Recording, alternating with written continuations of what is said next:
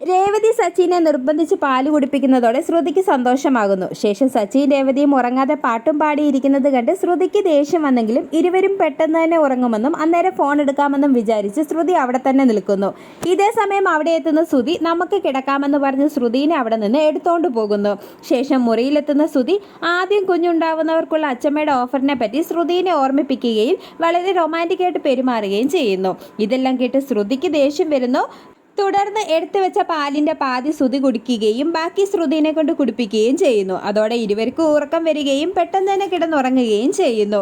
പിറ്റേ ദിവസം രാവിലെ ശ്രുതിയും എഴുന്നേക്കാത്തതിനെ തുടർന്ന് ചന്ദ്രമതി ഇരുവരെയും വിളിച്ച് എഴുന്നേൽപ്പിക്കുകയും ഇത്രയും നേരമായിട്ടും എഴുന്നേക്കാത്തതിന് ഇരുവരോടും ദേഷ്യപ്പെടുകയും ചെയ്യുന്നു. തുടർന്ന് ശ്രുതിയുടെ കയ്യിലെ മുല്ലപ്പൂമാല കാണുന്ന ചന്ദ്രമതിക്ക് നാണം വരികയും അച്ചമ്മയാകാനുള്ള എൻ്റെ ആഗ്രഹം നിങ്ങൾ ഉടനെ തന്നെ നടത്തി തരുമല്ലേ എന്ന് ചോദിച്ച് സന്തോഷിക്കുകയും ചെയ്യുന്നു. പിന്നീട് നവീൻ്റെ അടുത്തേക്ക് എത്തുന്ന മീര തന്നെ വിളിച്ച് ശല്യം ചെയ്യുന്നതിന് നവീനോട് ദേഷ്യപ്പെടുന്നു. ശേഷം നവീൻ്റെ ഭീഷണിയെ തുടർന്ന് മീര ശ്രുതിനെ വിളിക്കുന്നു. തുടർന്ന് ഫോൺ എടുക്കുന്ന ചന്ദ്രമതിയാണെന്നറിയാതെ PA എൻ്റെ വീട്ടിൽ വന്നിട്ടുണ്ടെന്ന് മീര പറയുന്നു. ഇതേ സമയം അവിടെ എത്തുന്ന ശ്രുതി ഇത് കണ്ട് ഞെട്ടിപ്പോവുകയും ചന്ദ്രമതിയുടെ കയ്യിൽ നിന്ന് ഫോൺ വാങ്ങുകയും ചെയ്യുന്നു. തുടർന്ന് നവീൻ ശ്രുതിനെ ഭീഷണിപ്പെടുത്തുമ്പോൾ ചന്ദ്രമതി അടുത്തുള്ളതുകൊണ്ട് ശ്രുതിക്ക് തിരികെ ഒന്നും പറയാനാവാതെ വിഷമിച്ച് നിൽക്കുന്നു. ശേഷം PA ആരാന്നുള്ള ചന്ദ്രമതിയുടെ ചോദ്യം ചെയ്യലിന് മുമ്പിൽ ശ്രുതി പകച്ചുപോയെങ്കിലും ശ്രുതി ഒരുവിധം ഓരോന്ന് പറഞ്ഞ് രക്ഷപ്പെടുന്നത് കാണിച്ച് എപ്പിസോഡ് അവസാനിക്കുന്നു.